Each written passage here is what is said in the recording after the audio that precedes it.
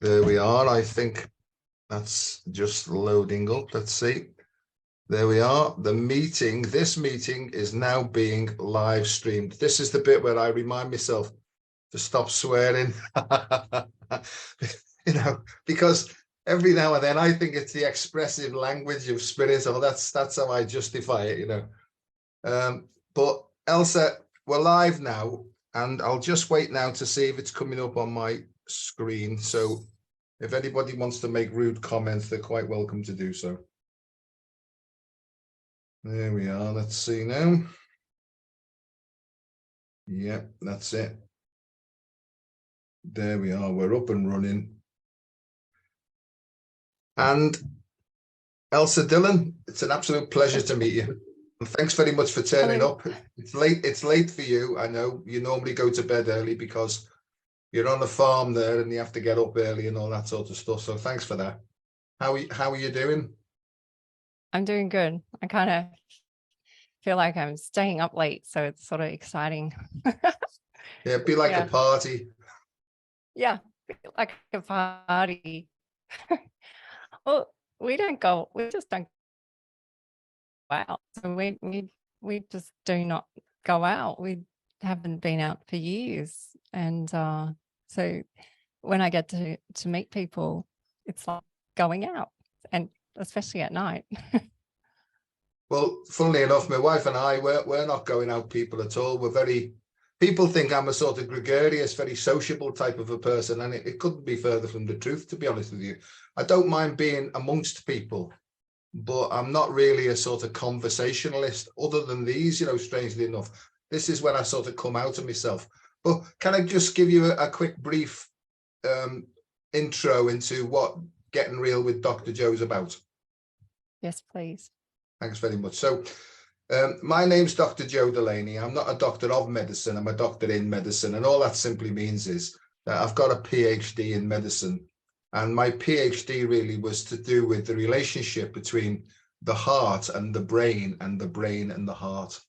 As I did more and more study, I began to understand about mind-body coherence, which then took me into understanding about the brain being the organ for mind. Have I lost anybody? Yeah, because this normally happens, so that the brain itself really is the organ for the mind, and the mind is where all the action goes on, and I've become very interested in perceptual mechanisms and how people see the world.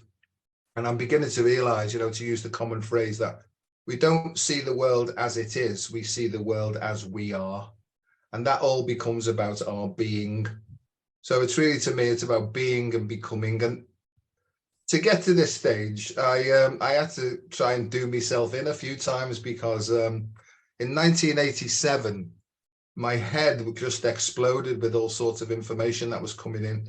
And apparently that was the time of something called the harmonic convergence, which Elsa, I didn't have a clue about any of this sort of stuff, And, for the next few years, I was trying to throw myself off bridges and take all sorts of tablets to try and do myself in. But for some unknown reason, it didn't work.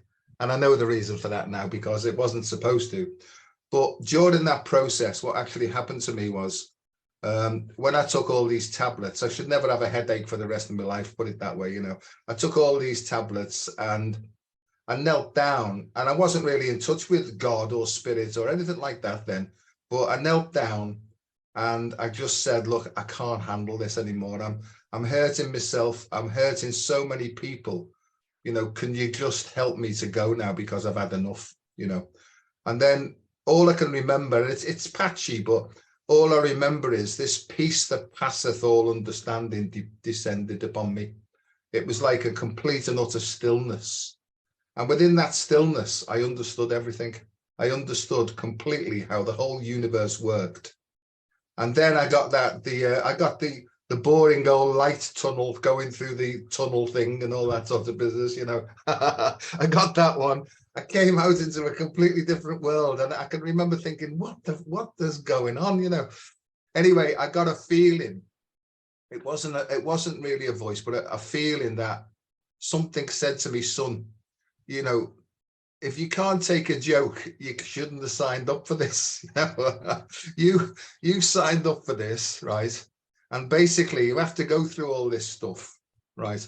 Now we're going to turn you around now, kick you up the bottom, and we're going to show you one breath at a time how to do this thing properly. And what we want you to do is we want you to explain your experiences with other people as you go through the process. And basically for the last 30 odd years, that's what I've done. Every morning I sort of tap on my heart, if you like, and I imagine that my heart opens up and information comes to me about how I should sort of conduct myself during the day. And I've done that, and my life's completely and utterly turned around completely. You know, I woke up into a completely different world. Everything that I previously thought was true was false. It was almost like everything became reversed, you know, and I talk about reversing the reversal, you know, and so I'll shut up in a minute, but just to say that that's what I do, Elsa, every morning, and I sort of hand over my will and my life to the care of not something outside of me, but something deeper within me, and I choose to call that soul, which to me is the source of unconditional love. That's how I feel it. I'm not a religious person, but I do know, I don't believe, I know that the ancient Hebrews used to call this the 1% world. I know that there's 99% of stuff going on in the invisible realms over, you know, and mostly we haven't got a clue what it's all about really. And my thing now is not about thinking, because I think thinking is the is the enemy almost, you know. I think this is the seat of stinking thinking, but this is where the truth comes from, you know. So my sort of inspiration is like an emergence. So I receive information on a need to know basis, and I really know that I know next to nothing, you know, and I'm all right with that now, because I used to be a knowledgeable idiot, you know. I had a head full of all sorts of medical scientific knowledge, and I thought I knew what I was talking about, and I was really so far up my own bottom, right, and so arrogant, you know, that I needed to be sort of brought down a peg or two. And so I fell flat on my bottom, and since then I've tried to follow this thing that guides me.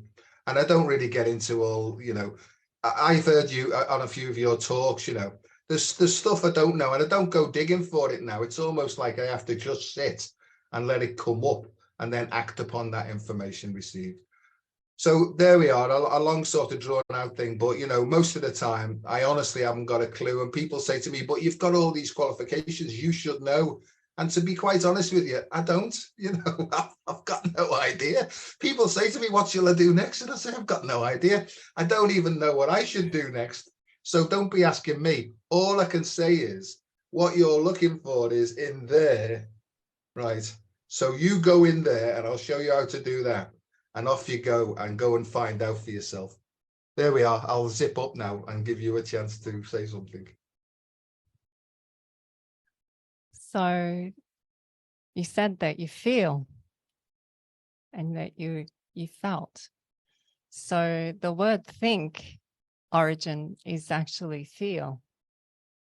It's not think.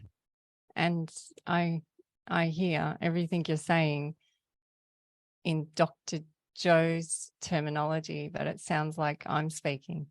And it's so nice to hear others when they speak like that, because you just go, oh, that's their spin on it. And it's great, because now we're all sharing our different spins on how we get here, so we can enlighten others or inspire others to see how we weave our way through all the action or whatever's going on through everyone's, you know, day to day.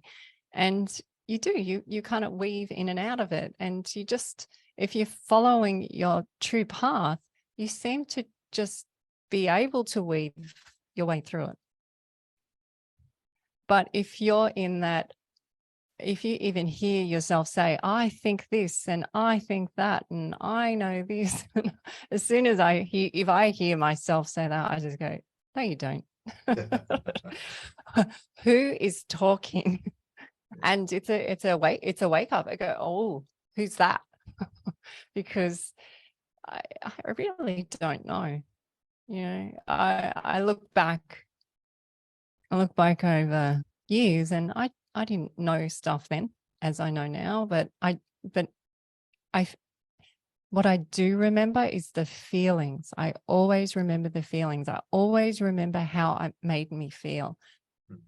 So I don't remember what they said. I don't remember what they did, but I remember how they made me feel. And I think that's what you just brought up in your words, is feel. And it's something that's come up a lot this week for us, the word sensitive. And sensitive has been, you know, you're too sensitive. I used to get that all the time as a child, and you're too sensitive. And I'm like, okay, so I have to turn that off. Yes, because you're too sensitive. But now I'm hearing, you know, gentlemen with Todd Medina talking about their feelings and talking about how they are sensitive. And this is what we need to remember, is that we do need to be so sensitive, because it's actually a survival mechanism for animals. If you told an animal not to be sensitive, they would look at you like you're an idiot because you're turning off your gifts. You're turning off what you're about. So who are you turning it off for? And then when you hear words like that, you go, why am I turning off my senses because someone's telling me to turn them off? What's the agenda of the request? And then you go, okay. So that's what happened with us. I actually started to like me. I realized that I liked my photos, or I liked the artwork I did, or and I believed in me, even if someone else didn't. And sometimes I got called a princess for it. Sometimes I got called sensitive because I couldn't take criticism. But it wasn't that. It was just I knew what I liked. And that rattles others when they don't know what they like, or they're not sensitive. Because it's that human race, that silly human race program that comes in, and you know, they feel like they're getting left behind. But no one is left behind, because you're doing it in your own way, at your own pace, in your own space. That's it. There's no, you have to do it this way, you have to do it that way. And so when we had kids, that's what I just didn't want to place all these rules on them. I really didn't even want to be their mother. I said, you can call me whatever you want. So they call me Ed, they call me Elsa. Richard and I call each other Granny. So the kids call us Granny if they can't get our attention. But I mean, we'll be out in the shopping center, and, you know, little kids saying our names, and people are like, in Australia, that was a kind of weird thing to have your kids call you by your name or a nickname. But I just didn't want any rules. I found them so boring. I honestly find rules so boring. I found the word no boring as a child as well. Really. So why no? Why I really want to do this. Why is it no? Okay, if I can't do it from that angle, I'll try this angle. I kept trying different angles. So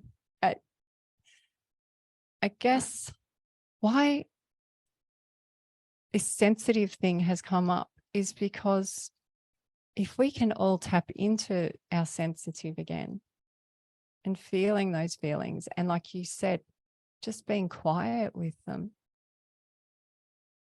that would be a huge shift as well.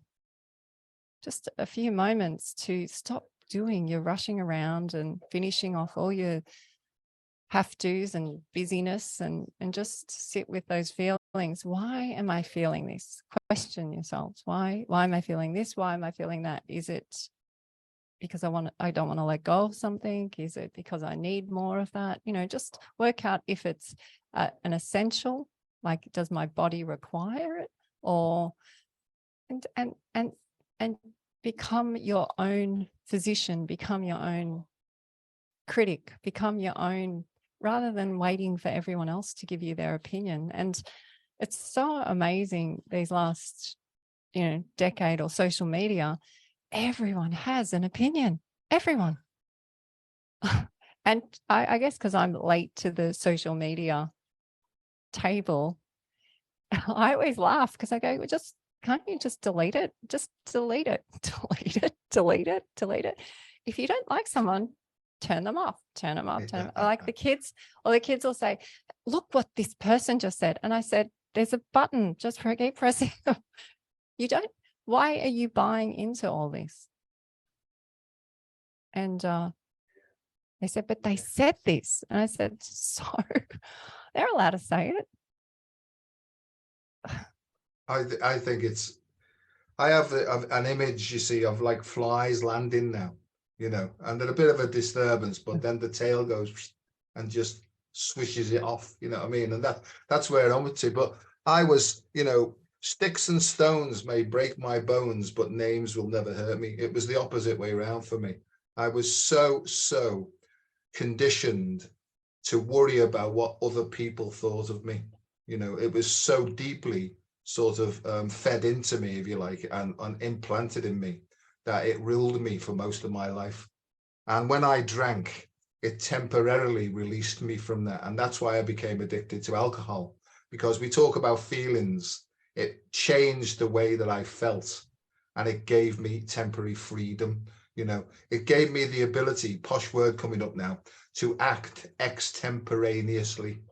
And extemporaneously means without a script. I didn't have to pretend. I was just completely released from the script. And I see now that it was a secondary script that had been almost like fed into me. That wasn't me.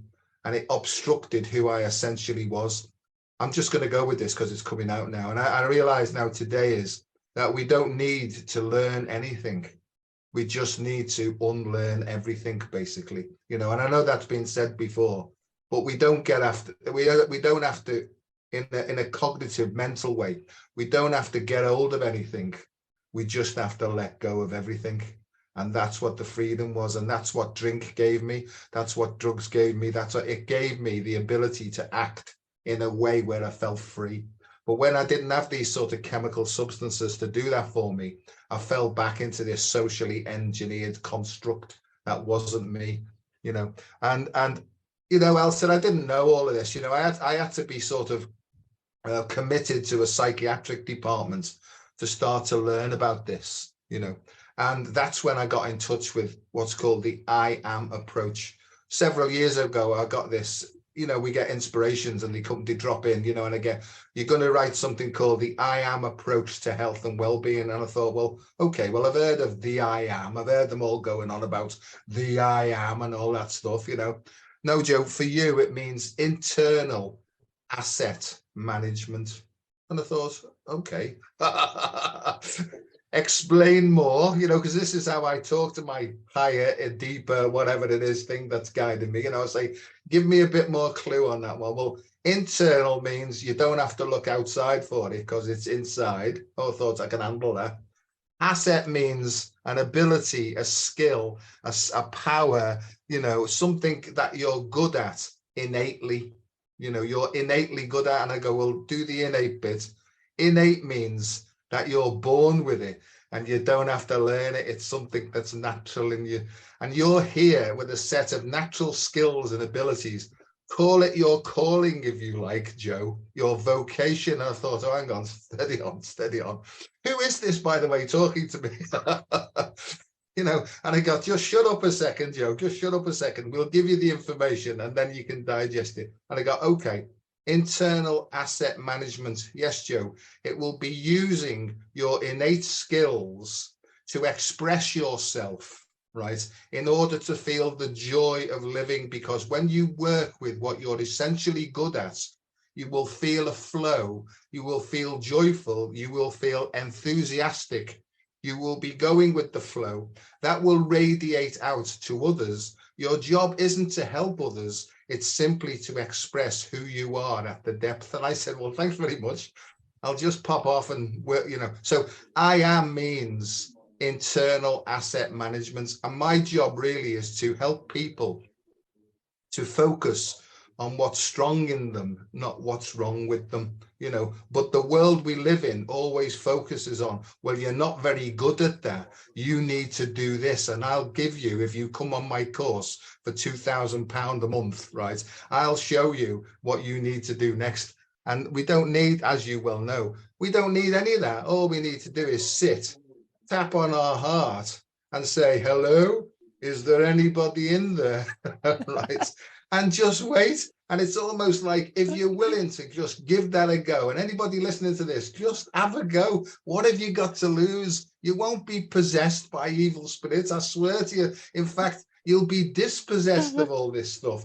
As all these things drop off you, right, you will start to feel your heart open and you will expand into who you really are and always have been forever and ever. Amen. Over to you, Elsa. Okay, so I've got to catch up. Okay, so all right, so they're asking me to have word play with you. So in, turn, all.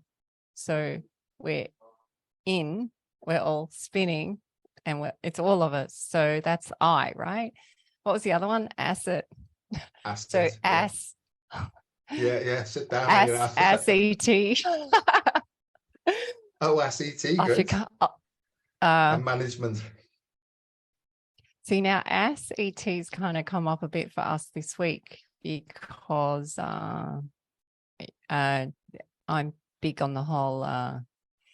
When I'm with people, I can see if they've got too many parasites in them. And I can see usually they have swelling in their gut area. And it makes one of their eyes go funny. And generally, I find when they're speaking, their frequency sounds off. Not in a bad way. It just doesn't feel in that I should continue the conversation with them. So I always suggest a good dose of Dimetolysis Earth. So you said internal. So that's I is in spinning all of us.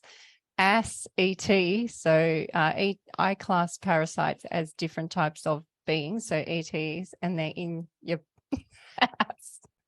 Yeah, so you've got to get rid of them, right? See, I'm allowed to swear because I'm up late. And what was the last one? Management. Management. Yeah.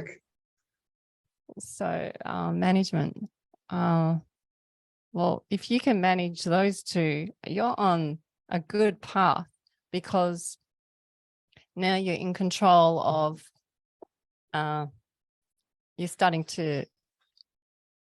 You're asking your atoms or your molecules in your body to listen because I'm awake now. So that's management, because you're managing you're managing your gut and your butt.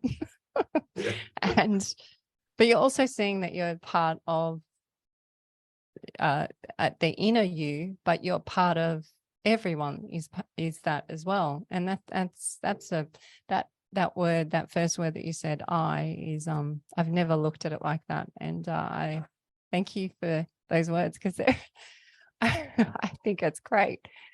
The I am. Yeah. I don't think I've heard anyone say it like that before. So thank you. No, honestly, as you know, it just plopped in, and, you know, things pop in, like the words I use, like hydrodynamics, that just came to me, and I thought, what the hell's that? You know, and I looked it up, and it was a real thing, you know, and that's what amazes me. You know, it was a real thing, and I thought, oh my God, there is such a thing. I must look into this. But to go back to the IAM approach and all that sort of business, to me, it's all become about, and you mentioned this, sense and sensibility, you know, and I think sensitivity is when we drop from common sense, you know, into uncommon sense. And it's called uncommon sense because not everybody's tuned into this uncommon sense, which to me, in a reverse way, is really the true sense. So there's a book called Sense and Sensibility.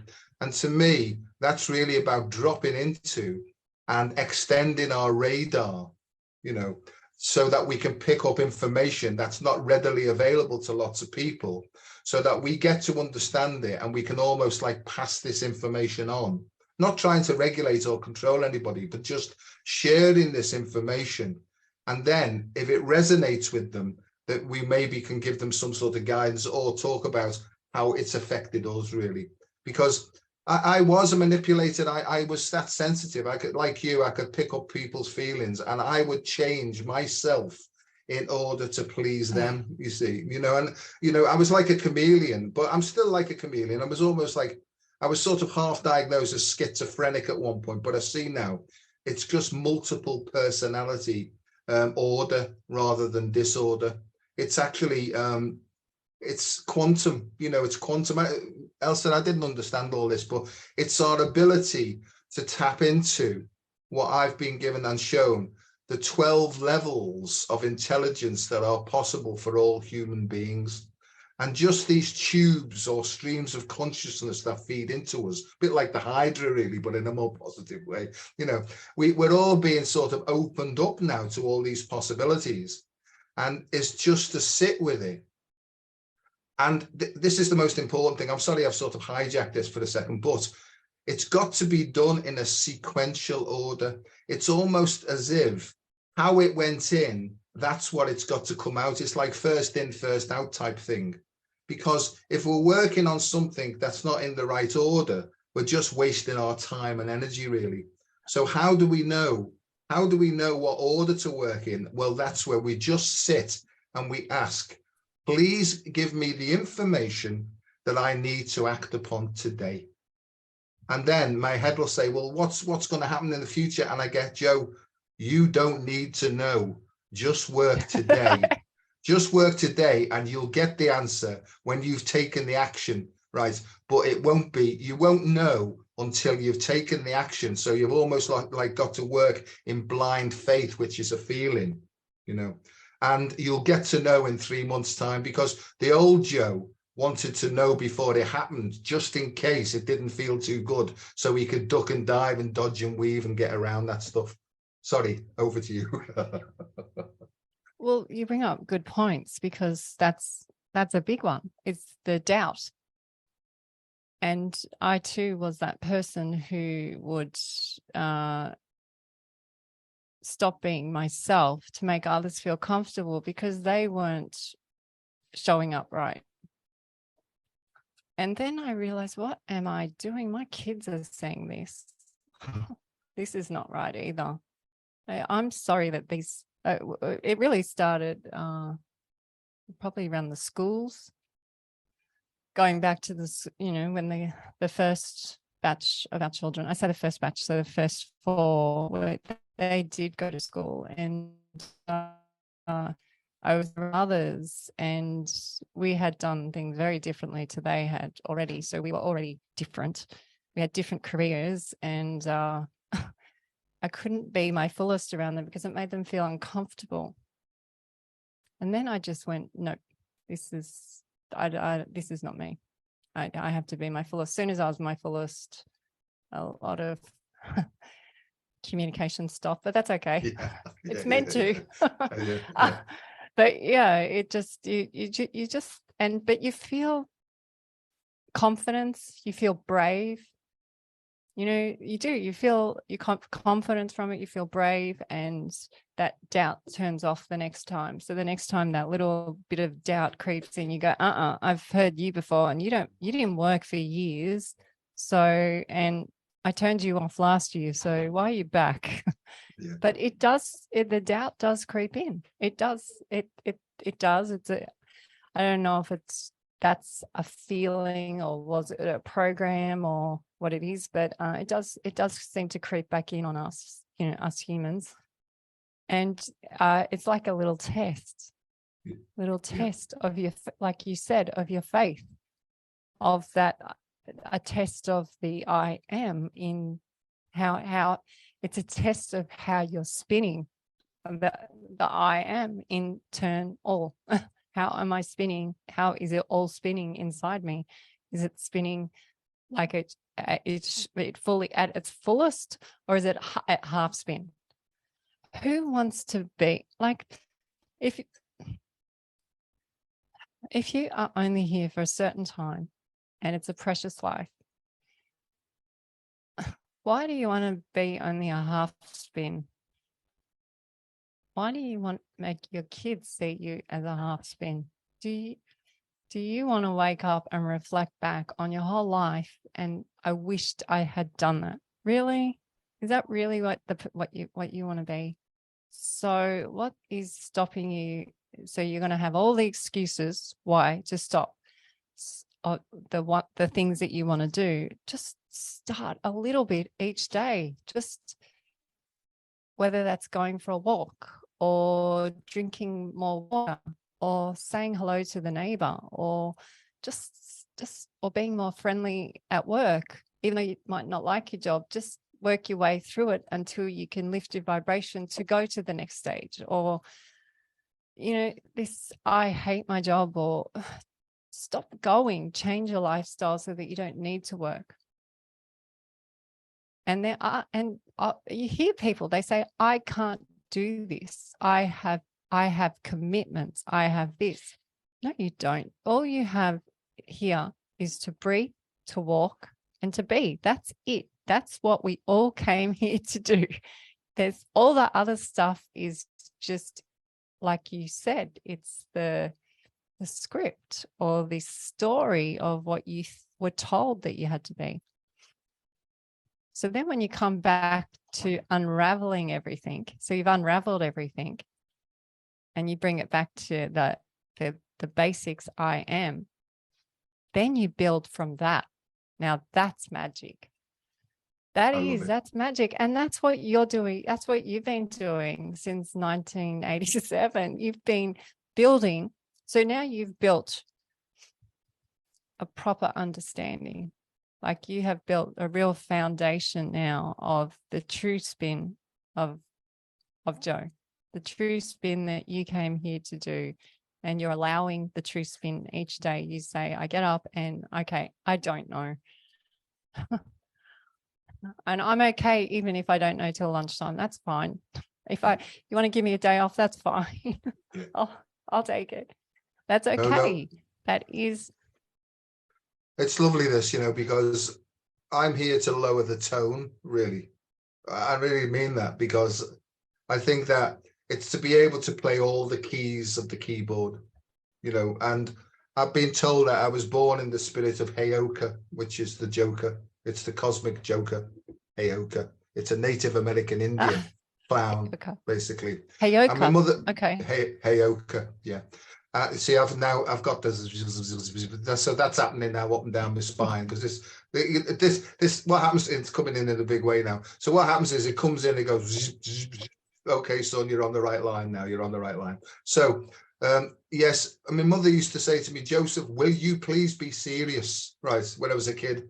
I can't. I've never been able to be serious, and yet there's a part of me that is the most serious man on the planet, because I know seriously, because I call this, with Kate Lumley, my good mate in Texas, I call myself, Dr. Lightheart, who's seriously lighthearted about this business of living, and I'm being told that I'm going to write a book. It's called the F-Off Approach to Health and Happiness. And the F-Off stands, and I get this, you know how it works, but I get this and I go, what do you mean the F-Off? I can't call it that. And I go, Joe, F-Off stands for focus on feelings first. And I thought, wow, that's really good, that, And people say, God, you're so clever coming up with these. They don't come up with them. It's like they come through me, And I think, oh, what do you mean they come through you, And they say to me, you're so clever. And Elsa, I never feel clever, and that's the truth of it. I never feel clever. I never feel fully clean all the way through, and I don't know whether you'll understand that, but I always feel that there's some part of me that needs to be cleaned up next, And I feel more associated with the dark side than the light side. I'm not a white sort of gold type person. I'm really just black, you know, and that's the way I feel. And I've tried to explain that to people, and they say, oh, you must need exercising at some deep level and stuff, you know. I don't know. I don't care. But my intention in the morning is to try and be a decent person, right? To try and treat myself kindly and try and do that for other people, you know.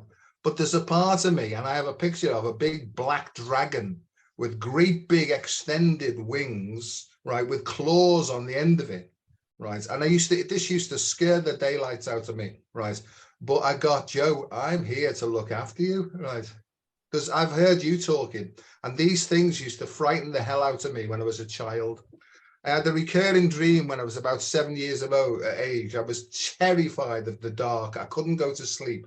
But when I eventually went to sleep, I had the same recurring dream that I was falling down the stairs, and the devil, and I didn't even know the devil then and stuff, with his pitchfork, you know, like a trident, right, was waiting at the bottom almost to skewer me.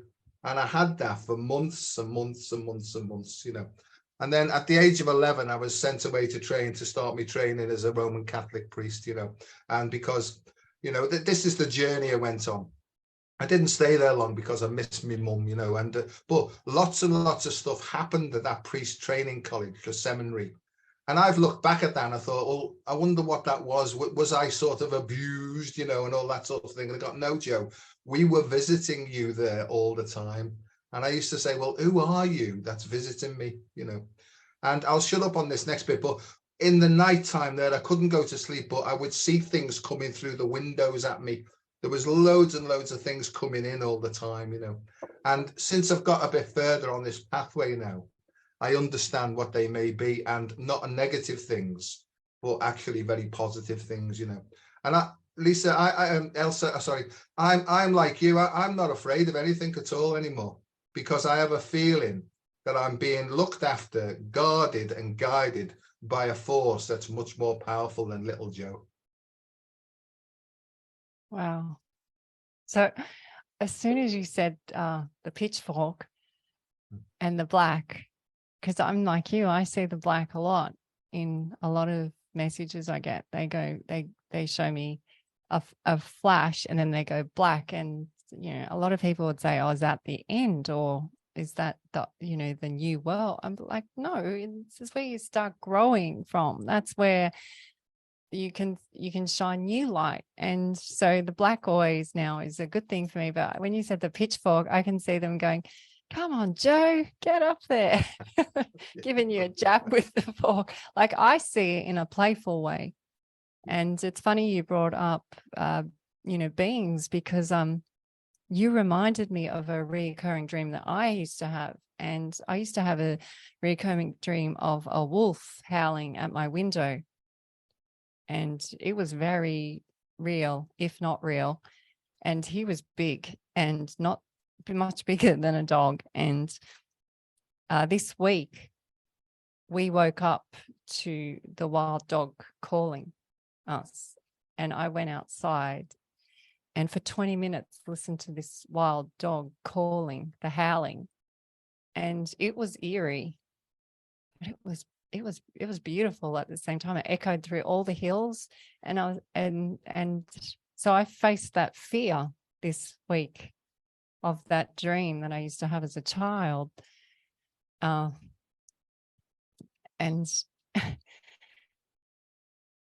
it was, you know, a howling. And even I actually had my phone with me and recorded it so that the kids could hear, because I knew they'd be scared as well. And I said, but just listen to how the harmony in their howling and how it echoes through the hills. Listen to it. It's really beautiful. He is really singing his heart out, this wild animal. And so, did someone tell him to do that? No.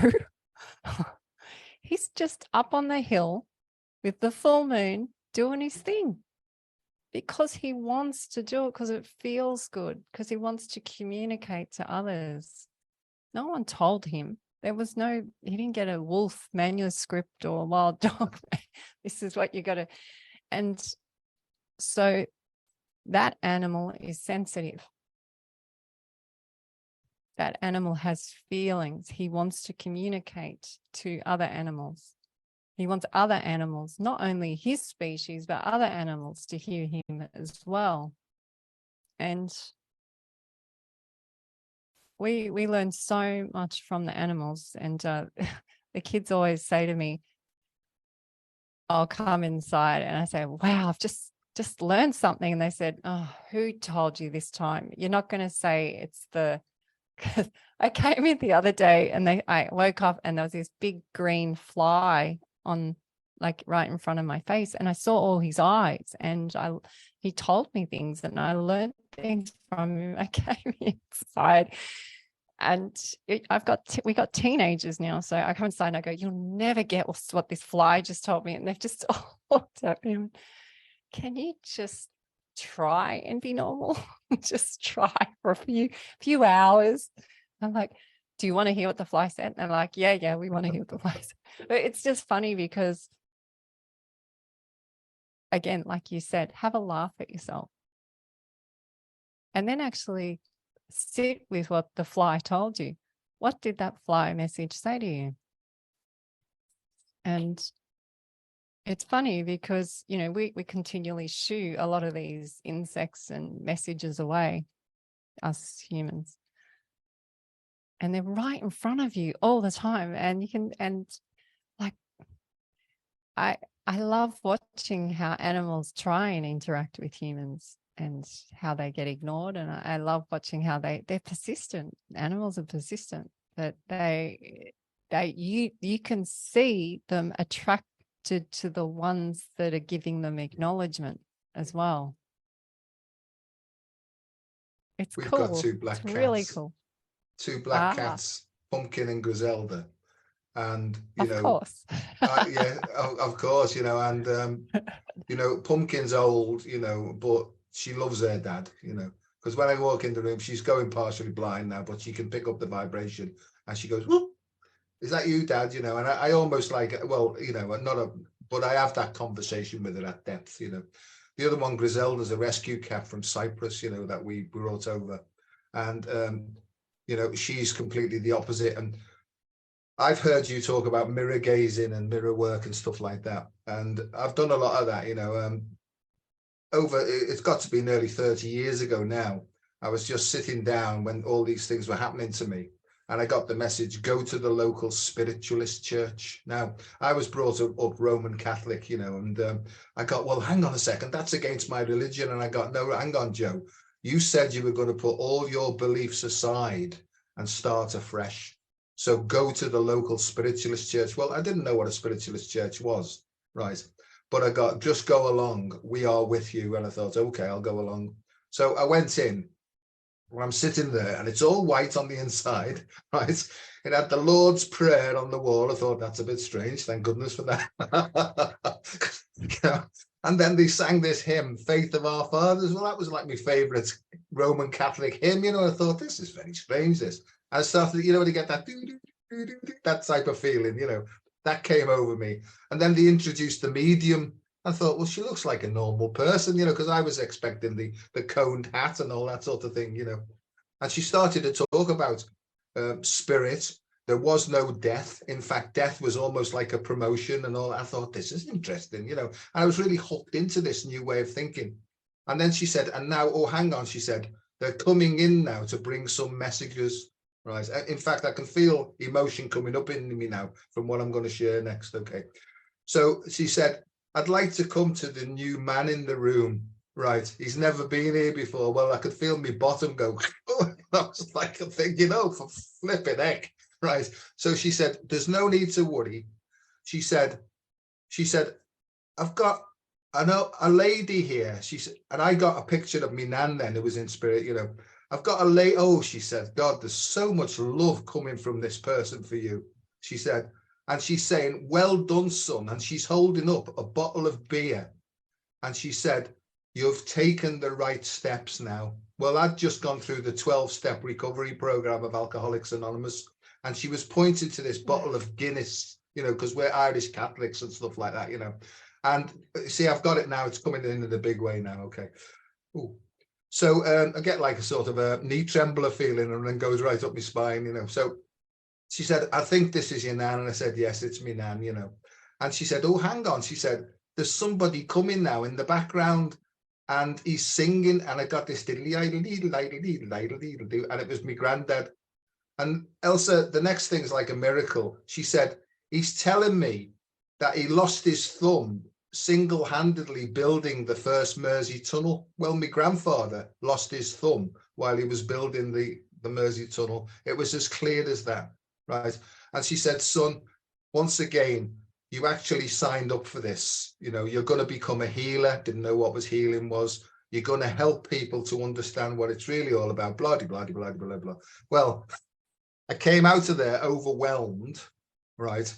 And I ran like mad down the road to the local AA meeting. And I thought, oh God, I've got to get back to AA because otherwise I'll be back in the psychiatric department, you know. So I sort of sat in AA, sort of regrounded myself with all this stuff that came in.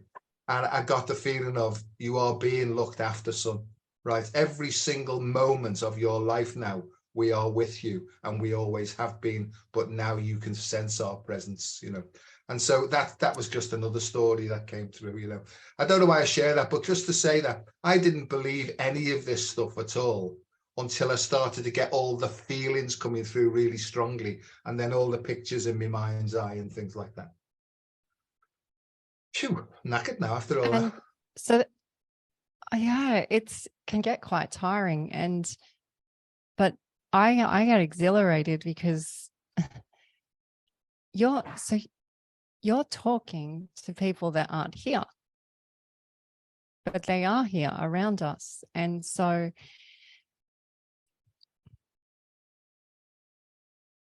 I feel there's something we've had, how we come into the world and how we leave the world taken away from how we view it. They disrupt it, they interfere with it, there's too many people, the lighting, the noise, it's very interfering. So we've come in with 8 children, and not only have we had children, but we also have had, you know, like our animals pass, or cows, or we've come into a lot of death on the farm as well. So we see birth and death, and we see how it starts and how it ends, and it's a exact reverse of each other, from the contractions to the labor. The whole process of the waking up and the shutting down is exactly the same process. And this free death and free birth, I really feel strongly, and the more like you said, it sits with you, I really feel that it is like literally the porthole. It's a porthole, this birth and death experience. And it's been very empowering.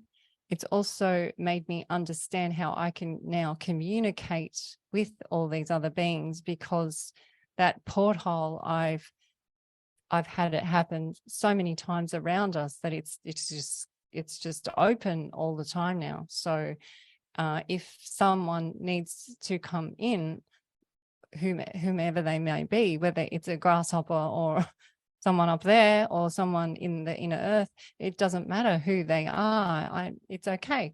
Come through. Tell me what you want me. I'm willing, happy, and excited to share whatever that is, because I know that it will assist myself, the kids, somebody. It'll make someone feel good. And when I feel good, they feel good. And I want to feel good. I like feeling good. I don't want to feel, I like, you know, sometimes I feel sad, but I still feel good. Yeah. In sadness, you can still feel good. Yeah. And this taking away this feeling of what die is takes away a lot of fear. It pretty much takes away all fear, I would have to say. Yeah. It really does. It cancels out fear. And what's interesting is that you tested death how many times? And Yeah. I've got a couple of really close friends, and they've tested death, and death would not allow them. that porthole. It went, you have a few more things to do there. You can't, you're not coming out the porthole. You stay there. They get the pitchfork on them and say, get back up, get back there. And now tell them about your experience. Tell them so that it assists them and makes them feel good, so that then they can go, all right, okay, today was not a great day, but I'm going to wake up tomorrow and the sun is going to rise again, and I could start my day completely as a new person if I choose. Or I can come back to the same old story again. The Groundhog Day, the repeat. And that's why I love your stuff, because I see everything like a spiral dynamic, really. You know, that it's a sort of, I call it quantum disentanglement, you know, because they talk about entanglement theory. But I think once you get tuned into an open heart, right, it's almost like a cleansing process. It's almost like a spiral goes before you, cleaning up your act, you know, and you just have to have the courage to follow it and take the steps, you know. So it's almost like guiding us and navigating, help it. So I say that we get done to rather than us doing, because I think us doing is a head trip in a way. So if we allow this thing to sort of lead us, I got this, lead us heavenly light. Oh, don't be at it, you know. So I got this thing sort of like a spiral, like a mole that's going before us, and all we have to do is hang loose and just sort of follow it. And it sort of helps us to navigate the lunacy of this world at the moment, you know. And I think as long as we stay close to that feeling, then there's no problem at all, really. But obviously, things are there to try and knock us off course, part of the test, if you like. And there are, as you say, possibly unscrupulous, nefarious forces that are trying to block down this communication. I think if we can get a sense of when we're closing down, and rather than pushing ourselves forward, is step back, open our hearts again, tune in, listen in, and say, give us that again, if you would, please. That's how you know, that's just my words of explaining how I do this. And Elsa, it seems to be working, you know. I feel open and flowing most of the time. And one thing that gets me is when I get tired, though, I can feel it closing in. And then I've got to sort of look after my physical sort of vehicle then, you know, until I feel some vitality come back, and then I can be up and running again, really. So I agree with you. You know, I don't know what's going on at one level, but at another level, I know everything that's going on at the same time, you know. But I'm not arrogant about that, really, because I only ever feel like I'm just scratching the surface of this thing, and there's so much more to come up, you know, really. There's so many more things I wanted to talk to you about, you know. I mean, you know, I mentioned some words like magnetohydrodynamics, and I know that your love of water, and I have a love of water too, you know. And what I've been shown is that the magneto is really the healing energy that's coming in to cleanse now, and it's really to do with the fourth phase of water, which is actually like a hydrogel, and I know that's got connotations, that word now. But the hydrogel, so it's a magnetic, charismatic, feminine energy that's coming in now to actually realign and reset the balance. So I'll just say this. So it's a magnetic effect, and it's almost, I get the word flux capacitator. So I have a lot of stuff. So it's actually coming in, it's changing the frequencies, these magneto-electric frequencies are changing the electromagnetic frequencies, which is impacted upon the water, which changes the pH in our brains. The pH then changes the way that the electrical system is conducted through our body, which then sends the impulse to clean out all the gunge. So this is almost like the cleaning process. And the words they've given me, and I'll just say them because there's people listening in that will understand this. Optogenetics, right, is really the use of light, right, in order to change the way that DNA expresses itself. Now, in medicine now, there are beneficial forces in medicine that understand this to help with the health and well-being of people. But there are also people as well who are trying to block this process for various reasons. I don't know why, but they're trying to do that. So the idea is, if we can drop into, the deeper we drop into our hearts and listen to our hearts, the more we can actually keep this flow open. But you're quite right. It is about water. It's about clean water, and it's about how we interact and how we talk to water. And as you mentioned, Matsuro Emoto, you know, he showed how it was really the tone, because sound and tone comes before the way light works. So that's important as well. So it's really about the tone and the feeling that interacts with the water. Now, Elsa, I don't know why I've said all that stuff, but I'll pass over to you to see if you've got any sort of clarification on that, if you don't mind. Well, out of everything we've been doing with the family, water has definitely been the highlight all the way through. It's like well, we say it is the intelligence. It's the Akashic records. Yeah.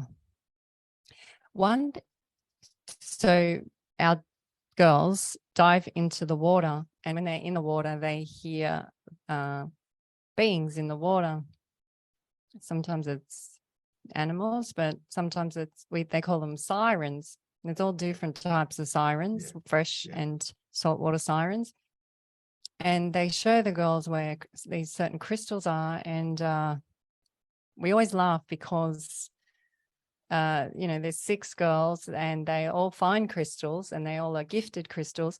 But Jeannie, the youngest one, I don't know what it is, but she always comes up. They'll come up with ones this big, and Jeannie will come up with one this. She goes, "Look what I've got."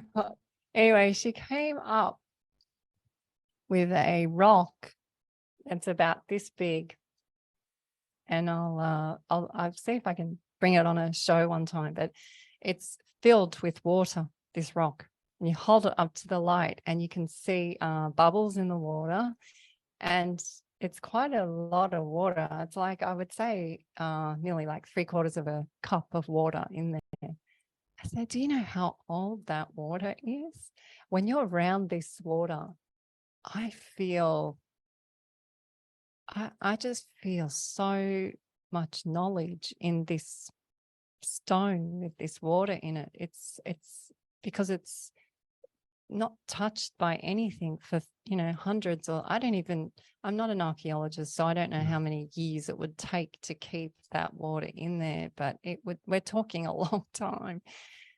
And we're talking to that water now as well in a different, so this water is now having another experience. So this water is getting excited by the interaction of our water to this stone. And the back and the forth is, I can't explain it, but I can't explain this to many people because they look at you and go, "It's a rock." So that's where the conversation ends a lot of the time, which is fine. But I'm like, look at this. This is really amazing. And so all this intelligence in this half a glass of water, that's it. I class it as sacred. I really do. And it was brought to us by a being of you can't explain it, but I love this. There's definitely in the water it's an ignition in us. Yeah. Well, funny you should say that, because I get all these visions, if you like, and what I've got really is the water, or the 4th phase of water, is being acted upon. So this great, what I call the tsunami of love, which is the great shift that's happening in consciousness, that's a great big wave. So that's to do with water. But there's an interaction then, right, between the great central sun, and I get, this is what I get, and what are you trying to tell me? So the great central sun is actually interacting with this water, which is also interacting, so that's interacting with the water within us as well. So this is like a great big wave, And there's almost like small rivulets happening as well. And that's how I see it really, as water and spirits and all that sort of thing. Same thing to me, really. That's what this cleansing is. But the wave now is causing these smaller tributaries, right, to open up so that the flow is really, really flowing through now. So we can't really stop it. It's not like we can stay on the beach and go, hang on a second, this is inconvenient, can you go round me? No, because it's going to sweep us away. So we've almost like got to surrender, fling our arms up in the air, right, and just allow the flow to take us into the next sort of dimension of understanding, really. And that's how I see all this. And they've given me the sort of scientific thing as how the wave then can come down. So they've given me the scientific understanding in what's called chromatooptogenetics. I'll talk about that another time. But it's really how sound and light, particularly sound, can actually be used to focus light to intensify the cleansing process and open us up to all these different intelligences and stuff like that. I know I've gone off on one, Elsa, but this is what happens, you know. So we've come to time already, and you know, there's so many things, you know, because I love to talk to somebody who understands what I'm going on about, really, you know, and you know, what I've had really is, and this is what I got before we came on the show, is I was shown like a tortoise. And we said, time's important. So book the trend and slow down, book the trend and give time. Because the more that you speed up, the less deep the information goes. So it doesn't have the effect that's really required. So I think what I'm trying to say to people is, like you said as well, is stop, take a step back, just sit, open your heart, and just sit. And in that process, you may start to feel things differently, right? But in that process, I'm sure that new information, give your water a chance to circulate in a better way, really, you know, and then things will start moving. So I'm sorry, I hijack things sometimes. Right? Yeah, give it a chance. Yeah, just give it a chance. You know, take a breath. Yeah, take a breath. And right now, more than ever, in the stars, they're saying that you will feel things that you have never, ever felt or experienced before, but you will feel familiarity with them, or a sense of home or a belonging. And if you can sit with that feeling and not judge it too much, that's really important. But they're really saying this before the equinox. This will come through quite a lot. So, and Richard's had a few. He's had some really brilliant ones. So, and the kids have had the same. They've had feelings. I've heard a few people around the world say they've had feelings that they've never had before. And I hadn't said anything to them. They just said this to me. And so they're just confirming what the stars are saying, which I love it when people confirm what the stars say. It's so nice. So everything that's going on in the world, they knew it. They know. They read the signs. There are people that are above us or in higher places that do read the signs, the stars. They've been reading them for always. They've been reading them, and they know what's going on, and they knew that this was going to be a super, super high energy time. So what do? They create a bit of fear, a bit of distraction so that you don't tap into your sensitive. So take a side step. All those things are failing, breaking, not working, are tired. Give them a break. Give yourself a break and have a go at what Dr. Joe's saying. Give yourself a pause and a chance with those new feelings and see if that takes a better way for you. And I bet you it does. It can't not. I really believe that I really strongly believe it. If you can just put that stuff on pause for a bit and then come over here and pause with this, wow. Then you really are then tapping into the energy that's out there, because they knew this energy was coming. This, just because it sounds like it's big energy and it's rattling everyone and it's frying everyone, you can take that energy and use it for yourself, but you have to pause with it. Yeah, it's You like the can't art of take it and then go to you. Yeah, sorry. the art of fighting can't- without fighting, isn't it? Yeah. Well, we're so used to fighting. Just instead of taking it and running with it, just take with it and sit with it and allow it to unfold in you.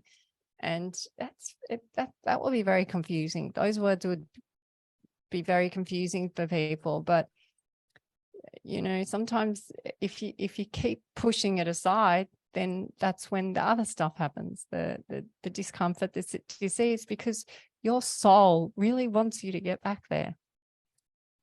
And you can't check out. You can't check out.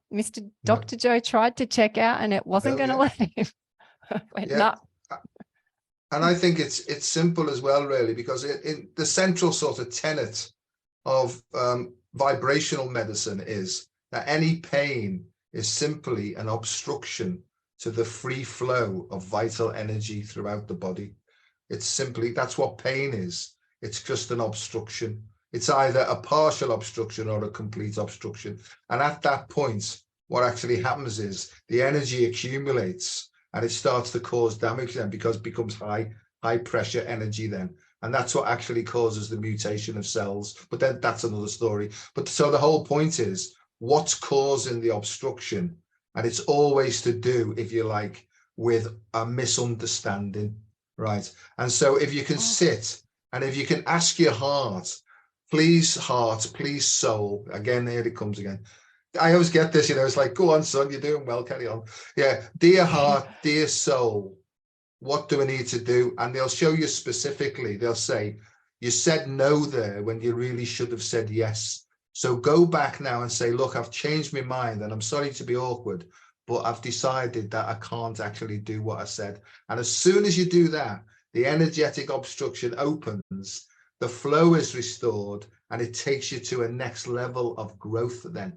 You know, and I know that that's true, you know. And there's a book, You Can Heal Your Life by Louise Hay.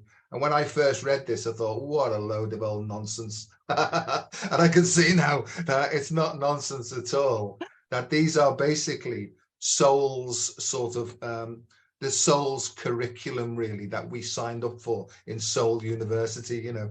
So we signed the thing to say that we'll have a go at this. And I think that that's what's actually happening.